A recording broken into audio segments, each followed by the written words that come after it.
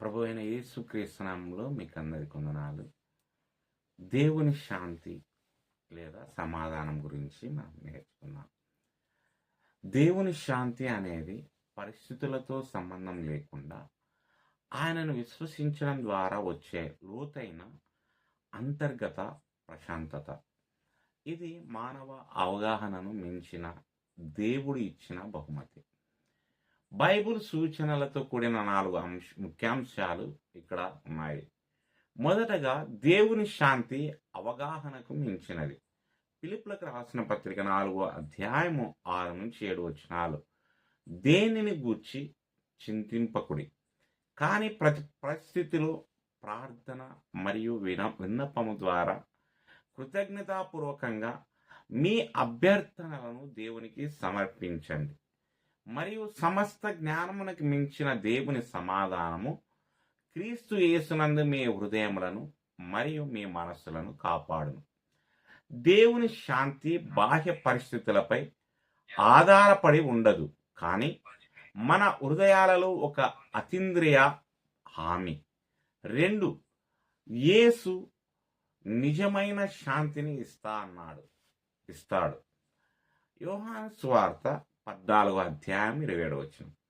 నేను మీకు శాంతిని వదిలివేస్తాను, నా శాంతిని మీకు ఇస్తున్నాను. ప్రపంచం ఇచ్చినట్లు నేను మీకు ఇవ్వను. మీ హృదయాలు కలత చెందనివ్వవద్దు మరియు భయపడవద్దు. యేసు ఇచ్చే శాంతి ప్రాపంచిక శాంతికి భిన్నమైనది. అది శాశ్వతమైనది మరియు సురక్షితమైనది. 3వది, దేవుణ్ణి విశ్వసించడం వల్ల శాంతి వస్తుంది.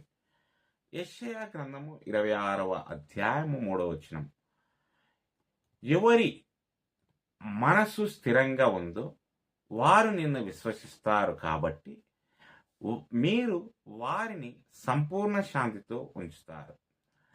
దేవునిపై మన దృష్టిని ఉంచడం మరియు ఆయనను పూర్తిగా విశ్వసించడం నిజమైన శాంతిని తెస్తుంది.